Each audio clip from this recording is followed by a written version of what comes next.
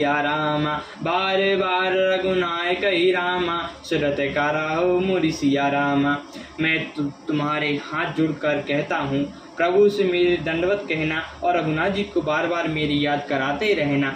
अस कहीं चलो बाली सुत रामा, फिर आयु हनुमंत सिया रामा, तासु प्रीत प्रभु सन कहीं रामा, मगन भई भगवंत सिया रामा। ऐसा कहकर बाली पुत्र अंगद चले। तब हनुमान जी लौट आए और आकर उन प्रभु ने उनका प्रेम वर्णन किया। उसे सुनकर भगवान प्रेम में मग्न हो गए। कली सहु चाही कठोरे अति रामा, कोमल कुसुमहु चाही सिया रामा, चित्त खगेश राम कर समझो रामा, पाई कहो काहि सिया रामा। कागभूषण जी कहते हैं, हे गरुण जी, श्री राम जी का चित्त वज्र से भी कठोर और फूल से भी अत्यंत कोमल है, तब कहिए वह किसकी समझ में आ सकता है।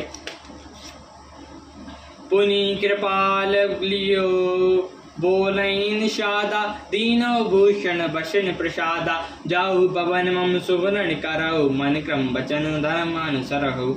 तुम मम सका भरत सम भ्राता, सदा रहो पर आवत जाता, वचन सनत उपजा सुख भारी, परहु चरण भय लोचन बारी, चरण नैनी कर धरि ग्रह आवा, प्रभु स्वभाव परिजन सुनावा, रघुपति चरत देखें पुरवासी, पुनि पुनि करे धन्य सुख राशि, राम राज बैठे त्रिलोका, हर्षित सब गए सब शोका, बैरु न कहो कहो न सन कोई, राम प्रताप विस्मता कोई।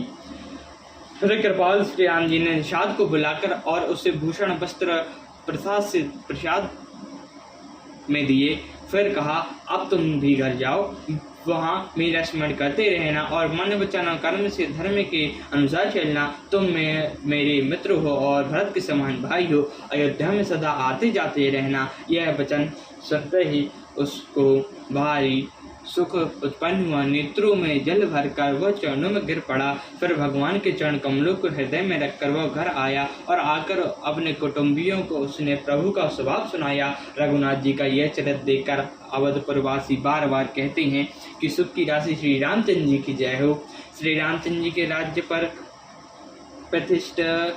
प्रतिष्ठित होने पर तीनों लोग हर्षित हो गए, उनके सारे सुख जाते रहे, कोई किसी से बैर नहीं रखता।